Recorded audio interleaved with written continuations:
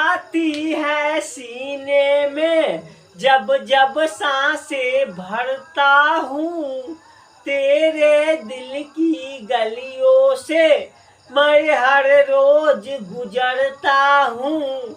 हवा के जैसी चलती है तू, मैं रेत के जैसा उड़ता हूँ। कौन तुझे यूं प्यार करेगा जैसे मैं करता हूँ। दोस्तों इसी गाने के साथ आज का क्लास मैं स्टार्ट कर रहा हूँ। स्वागत है मेरे YouTube चैनल पे। दोस्तों मैं हूँ आपका मित्र नीतीश, समस्तीपुर बिहार से। दोस्तों आज के वीडियो में मैं आपको पढ़ाऊंगा अम्ल, क्षारक एवं लवण। अम्ल, क्षारक एवं लवण। दोस्तों कोई भी टॉपिक पढ़ाने से पहले इसका मैं असाइनमेंट जो तैयार करता हूँ। बिना असाइनमेंट के मैं कुछ भी नहीं आपको पढ़ा सकता हूँ। दोस्तों मेन कारण है कि बच्चों को क्या पढ़ाना है, कैसे पढ़ाना है, संपूर्ण टॉपिक वाइज बना लेते हैं NCERT बुक से।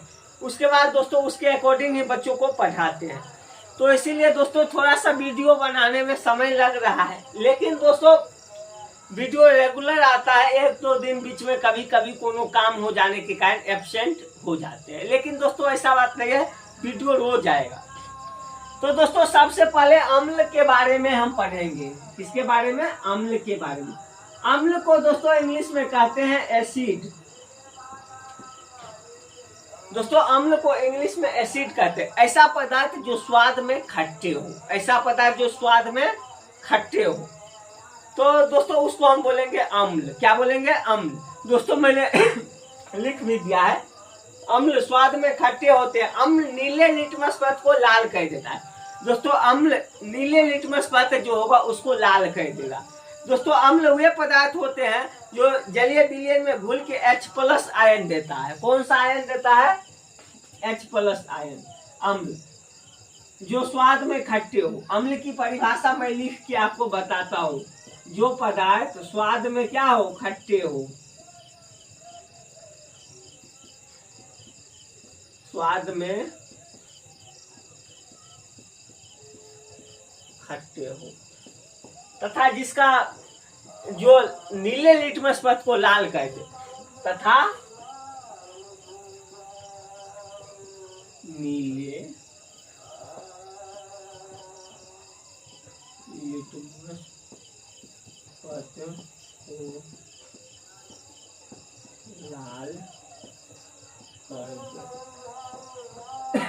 दोस्तों मैं आपको बता दूं कि अम्ल जो होता है नीले लिटमस पदार्थ को लाल कर देता है। दोस्तों सभी अम्ल को चखना नहीं चाहिए। कुछ अम्ल दोस्तों चखिएगा तो ऊपर चले जाइएगा। बहुत सारा ऐसा भी अम्ल होता है, तो स्वाद लेके नहीं बताना है कि ये अम्ल है कि क्षार है। दोस्तों मैं आपको अम्ल का कुछ उदाहरण, एक चीज और मैं बताना आपको भूल गया, लेकिन भूलेंगे नहीं। अम्ल का स्वाद दोस्तों खट्टा होता है, और इसका दोस्तों pH जो मान होता है, pH मान 7 से कम होता है। 7 से कम होता है।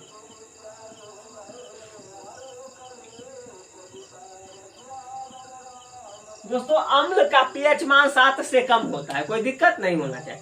दोस्तों एग्जाम्पल के लिए हम कुछ अम्ल आपको बताएंगे, जैसे HCl, H2SO4, HNO3, उसके बाद CH3COOH, ये सब दोस्तों अम्ल हुए। तो अम्ल के कुछ उदाहरण भी दोस्तों एग्जाम्पल के तौर पे मैं लिख के आपको बताऊंगा। HCl, H2SO4, उसके बाद दोस्तों मैं देख लेता हूँ HNO3। ये सभी दोस्तों अम्ल हो गए। क्या हो गए? अम्ल हो गए। दोस्तों कुछ अम्ल ऐसा होता है जिसको चख के पता लगाया जाता है, और कुछ ऐसा अम्ल होता है जिसको चखना खतरनाक भी हो सकता है।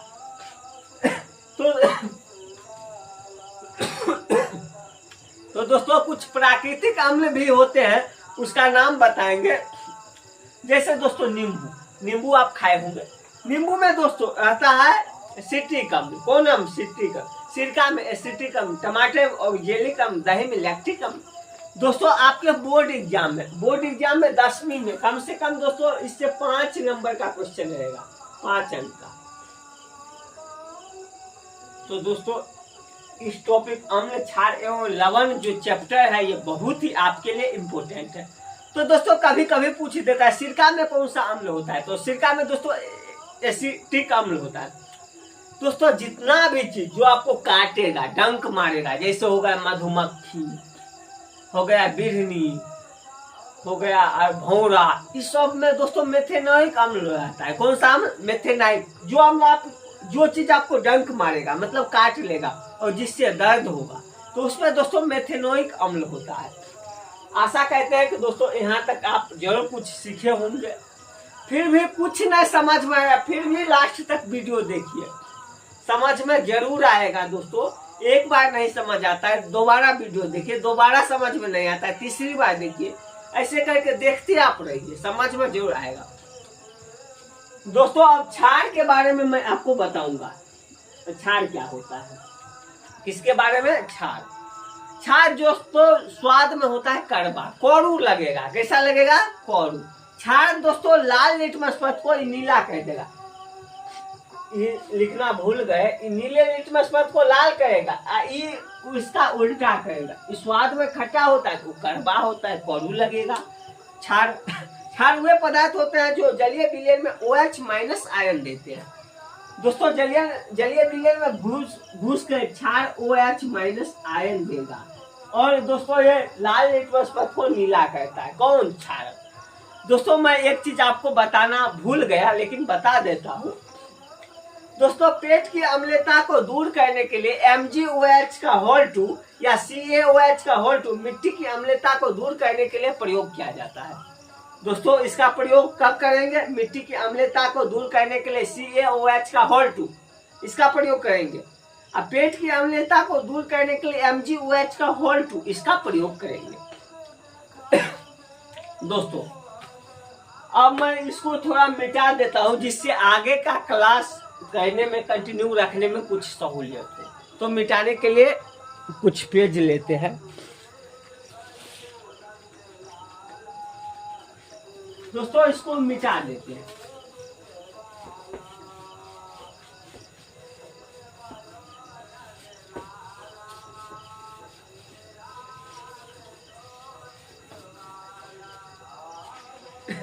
दोस्तों वीडियो बनाते वक्त मात्र 3 चीज ही रहता है, माइक और व्हाइट बोर्ड और फोन। दोस्तों इसके सिवा कोई भी यहाँ पे नहीं है अभी फिलहाल। दोस्तों अभी वीडियो 8 बजे बना रहे हैं आज। दोस्तों इसके बाद सूचक के बारे में पढ़ेंगे। इसके बारे में सूचक ऐसे पता जो विलयन में अम्ल या क्षार की उपस्थिति में रंग परिवर्तन या गंध में परिवर्तन, कोनो भी चीज का सूचना दे तो उसको बोलेंगे सूचक। ये अम्लीय पदार्थ है या क्षारीय पदार्थ है, इसकी सूचना जो देगा उसी को बोलेंगे सूचक। दोस्तों सूचक कई टाइप्स के होते हैं, जैसे प्राकृतिक सूचक, संश्लेषित सूचक, गंधीय सूचक और बहुत सारा सूचक होगा दोस्तों। तो सबसे पहले दोस्तों मैं प्राकृतिक सूचक के बारे में आपको बता देता हूँ। वे सूचक जो प्राकृतिक स्रोत से प्राप्त किए जाते हैं, तब दोस्तों उसको हम बोलेंगे प्राकृतिक सूचक। जैसे दोस्तों लिटमस, हल्दी, पत्ता गोभी, जेरानियम, ये सब दोस्तों हो गया प्राकृतिक सूचक। लिटमस विलयन बैगनी रंग का रंजक होता है। लिटमस दोस्तों विलयन जो होता है वो बैगनी रंग का होता है, जो थेलेफेंटा समूह के लिचेन पौधे से प्राप्त किया जाता है। लिचेन नामक पौधे से प्राप्त किया जाता है। कौन? लिटमस विलयन। अब दोस्तों संश्लेषित सूचक के बारे में पढ़ेंगे। संश्लेषित सूचक, संश्लेषित सूचक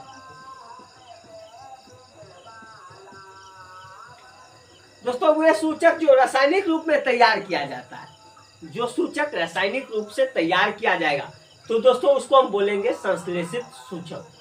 जैसे दोस्तों मेथिल ऑरेंज या फिनाइलएथेलीन, दोस्तों ये सब हो गया संश्लेषित सूचक। दोस्तों अब गंधीय सूचक, कोनो चीज गंध से पता कर लेते हैं ये क्या है, क्या गमक रहा है। जैसे घी को आप गंध से पता कर सकते हैं घी बन रहा है कि नहीं बन रहा है।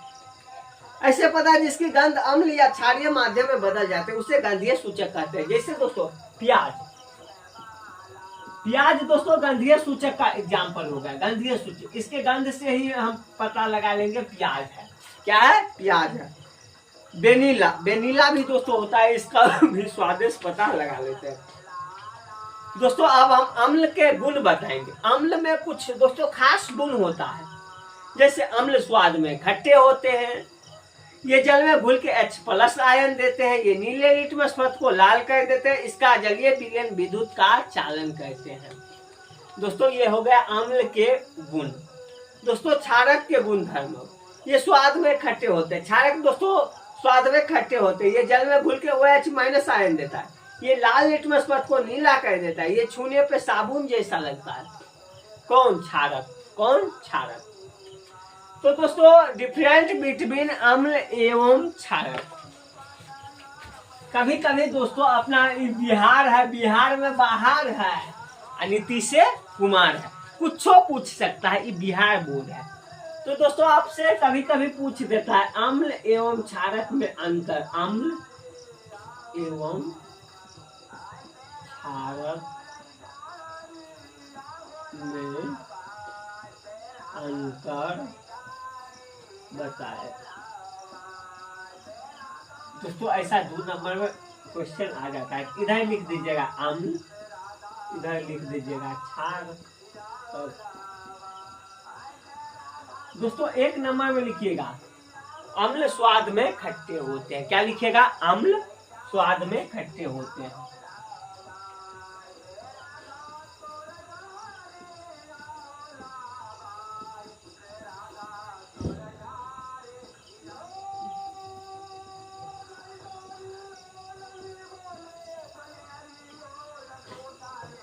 इधर दोस्तों लिखिएगा क्षारक स्वाद में कड़वे होते हैं, क्षारक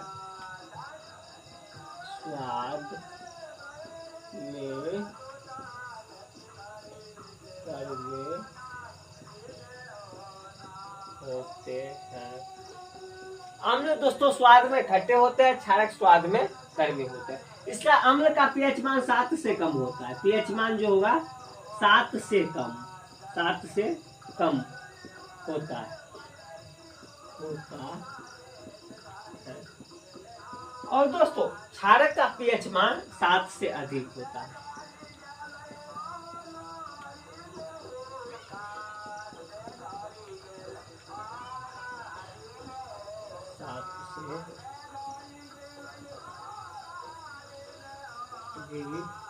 होता है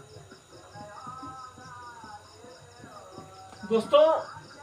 अम्ल जो है H+ आयन देता है, कौन सा आयन? H+ आयन, ये H+ आयन देता है, ये OH- आयन देता है, OH- आयन। अम्ल H+ आयन देता है और क्षारक OH- आयन देता है। इसका जलीय विलयन ये सब नहीं लिखिए, ये 3 को बता दिए। उसके बाद ये लाल लिटमस पथ को नीला कर देता है, कौन? क्षारक। आई नीले लिटमस पथ को लाल कर देता है, नीला लिटमस पथ को, नीला लिटमस पथ को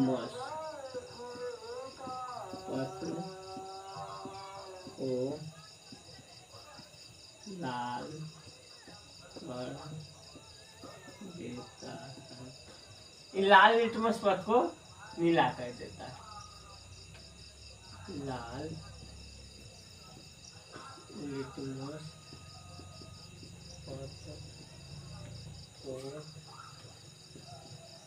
नीला कर देता है। दोस्तों अम्ल जो होता है नीले लिटमस पथ को लाल कर देता है, और क्षारक जो होता है लाल लिटमस पथ को नीला कर देता है। दोस्तों यही हो गया डिफरेंट अम्ल एवं क्षारक में, कोई दिक्कत नहीं होना चाहिए दोस्तों। इसको आप लोग स्क्रीनशॉट ले सकते हैं, मैं हट जाता हूँ दोस्तों। आशा करते हैं कि आप लोग स्क्रीनशॉट ले लिए होंगे।